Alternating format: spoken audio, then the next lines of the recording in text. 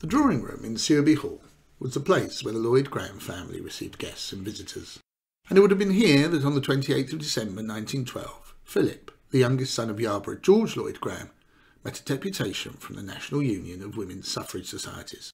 At that time, women were not allowed to vote in general elections, and the National Union of Women's Suffrage Societies, or NUWSS, had been formed in 1897 to campaign against this. Led by Millicent Fawcett, the NUWSS was the largest of the women's suffrage organisations and was committed to achieving its aims through democratic, peaceful and legal means. These were Suffragists, not Suffragettes. The Suffragettes, who, led by Emeline Pankhurst, began their famously militant campaign for the right to vote in the summer of 1912, were from the Breakaway, Women's Social and Political Union.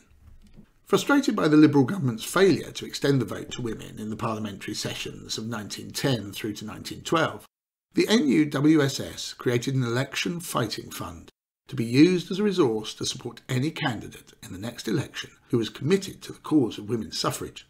It was this that brought the deputation of Mrs. Mayor, organising secretary of the North and East Ridings NUWSS, Mrs. Southcott, president of the Bridlington branch, and the wife of a former Bridlington mayor, Mrs. Overbury, the secretary, and Miss Brigham, the treasurer, to Suffrage Hall in December 1912. Earlier that year, Philip Lloyd Greame had been adopted by the local Conservative and Unionist Party to be their candidate at the next general election. Philip met the NUWSS deputation in the company of his wife and 3 other local dignitaries. After polite introductions and an outlining of their cause by Mrs. Mayor, it was Mrs. Overbury that asked Philip directly, "Will you declare yourself in favour of women's suffrage in your election address?" Philip's reply was supportive but conditional. He told the women that he would be more than happy to submit the question of women's suffrage to local voters, and if they agreed with it, he would include it in his election address and commit to vote towards it. Then he asked that the NUWSS provide him with the evidence that it was indeed the will of the Buckrose electorate, something they agreed to do. Thus the meeting ended, and tea was served. In 1918, just before the end of the Great War, women were at last given the franchise.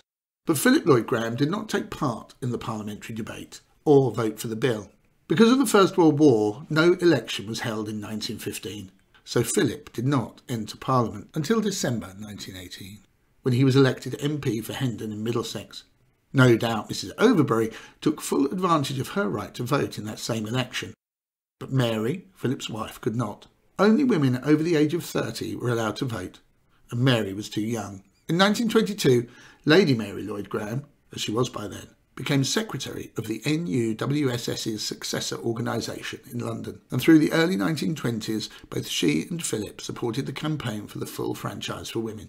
And in 1928, women were finally given the right to vote on the same terms as men.